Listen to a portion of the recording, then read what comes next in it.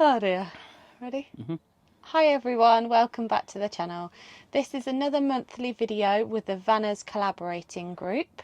Yeah, so we are a group of caravanners, motorhomers, Campervanners. yeah, and every month we put out a video on the same subject. Their logos are going to be showing around here.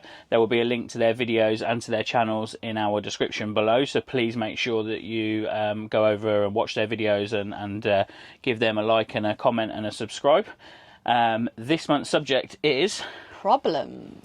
yeah, so it's quite a loose subject that I think you can do what you want with it. We've picked our three, what we see as top problems with caravanning.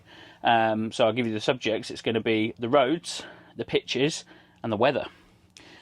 So the first problem is roads. We plan our trips thoroughly before we go anywhere. I sit at home on my phone following the routes on Google Earth, Google Maps. We watch other YouTubers, watch the sort of the run up to sites, the lead up to sites, the route in. And to be fair, we have put a lot of sites off because of the approach.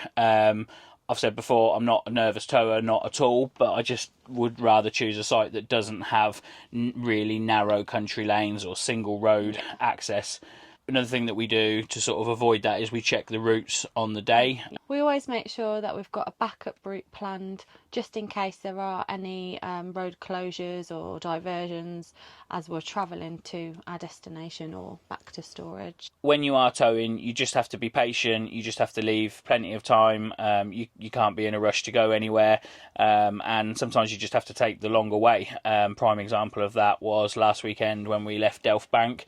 My car sat nav is basically we're here and I want to get to here, and that is quite clearly the shortest route, but we had to go into Spalding to catch the A6 potentially back to Peterborough because it just wasn't feasible for us to go on the B roads. But obviously if we were just in the car and not with a caravan, then we would have saved half the journey time. Another thing that we do actually when we're in an area, particularly if it's an area that we're not familiar with, we will go and suss out other caravan sites and just go and have a look, because then I know if I've been there, I know that I don't have to spend an hour in the morning on my phone looking at the Google Earth route. So our second problem is pitches, and this refers really to either having to book a pitch online before you arrive somewhere, which is difficult if you've not been there before, but also the ones that you pick on the day by driving around. And obviously driving around with a caravan on the back is not as easy as driving around with a car, and you sort of almost get to that first pitch and you're like, oh, we want this one, and then you set up and then you go for a walk and you're like, but I didn't see the rest of the site, and there's so many other better pitches. So we do a fair bit of research with that. Again, YouTube videos, like, you know, if people have been site walks, which is why we like to do a sort of comprehensive site walk, because we hope that people will find that useful, like we have. But also, again, Google Earth, you know, on the website they might have drone shots and that sort of stuff. And then it's just a case of, do you want lots of sun or do you want lots of shade? So thinking about obviously what direction the pitches are facing and anything obstructions that might get in the way. And then probably a prime example where we found this was a bit of an issue really was at Ferry Meadow. So although the pitch was beautiful, it was right under a tree, and you do get a lot of birds dropping things or lots of leaves and things. Birds droppings. Yeah, birds droppings. The awning was covered, absolutely covered. So yeah, just although the trees are lovely, sometimes they can be a bit of a hindrance. Privacy. Yeah, I mean, don't get me wrong, we're not sort of people that don't talk to people. We're quite sociable. I quite like the element of caravanning, camping, where you're sat out the front, you're cooking a barbecue, and someone will walk past and they'll have a chat with you. So, you know, it's not about sort of creating privacy so no one can see you, but it's also nice to have those areas that if you want to sunbathe and, you know, you just want to lay there undisturbed, then you put your air brakes round and... Yeah, and sometimes even when you're in the caravan, is it like you've got to have your blinds up all the time and things like that if you're really close to somebody? That's also... Yeah, and again, prime example here, we're on pitch 5, and pitch 4 would have meant that we were sort of right up looking into the other caravan's windows, and it's just that sort of, you know, sometimes you don't really realise these things until it's too late and you've set up, and then you're not going to move pitches. But and of course it's down to availability. Of course, because you might rock up at a site and there's only one pitch pitch left. The other thing, if you are staying on a fully serviced pitch, is you know, making sure that you've either got the right length of electric cable, waste hose, water, yeah, the fresh water pipe hose, sorry. So yeah, it's just about sort of either positioning your caravan in the right place, or having that with you, because some sites are definitely better than others at their positioning of the services. Yeah. And then just the final thing really to do with pitches for our problem is just the size of the pitch. So we've been to a couple of places before where we've booked to have an awning pitch, and then we get there and we can't fit our caravan, awning and car on the pitch.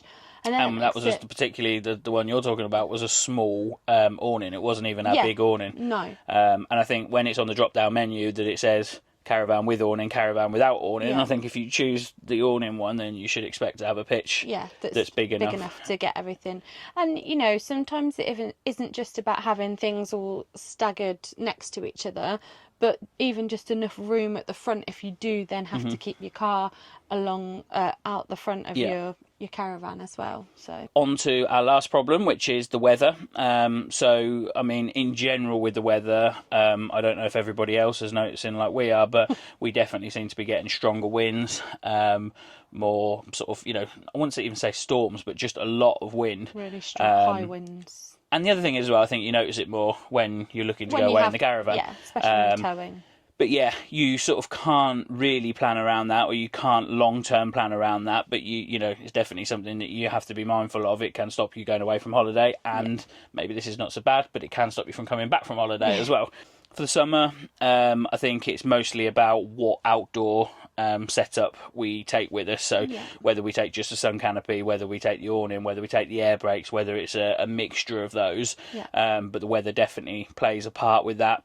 And the other thing as well is whether we choose grass or hard standing. Now, my personal preference is I would choose grass every day of the week, but you cannot for us, we cannot book grass for any month of the year, regardless of whether it's June, July, August, too far in advance, because you just don't know what the weather's going to be like. And you see some awful pictures of people, you know, where it is just they go out into their awning and they're just swimming in mud.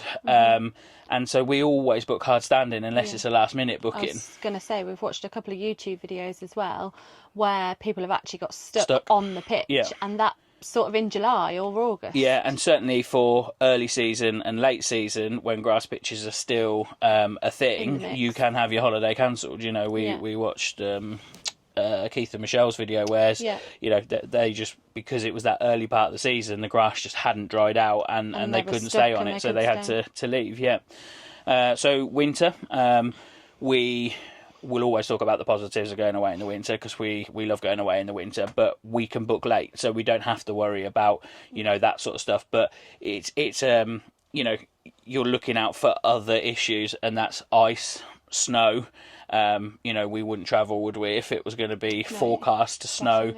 I guess we put it in winter, but I guess this is the same for summer as well. In terms of what clothes we pack, you know, whether we're coming away for, you know, whether I'm bringing my mankini with me because I want to sit out in the sun, or whether whether you've got your woolly hat on. So what clothes you bring, and picking the right sites for the weather that's forecasted. Yeah, definitely. I think, you know, if you've got pubs and you've got facilities and amenities that are close by, that are easy accessible, if it is pouring down with rain, you can quickly walk to a pub, or you know, you can nip out to the shop and it's not going to take ages when it's raining. We're not fair weather campers, and we're not you know, we go away sort of most weekends all year round. So for us, if we know that next weekend is going to be absolutely belting it down with rain, we'll go somewhere, but we'll pick somewhere that's got an on-site bar or something like that. If we know it's going to be minus 10 degrees, we might choose somewhere that's their showers have got underfloor heating and that sort of thing. So yeah, it can be a problem, and weather changes all the time and it can catch you out, but it's just something that you have to plan around. Thank you very much for watching this video. I'm not entirely sure what our next video will be after this, and we normally like to let you know, but I'm not sure what it's going to be. It's a surprise. It's a surprise. So we will see you in the next video. Thank you very much for watching. Bye. Bye.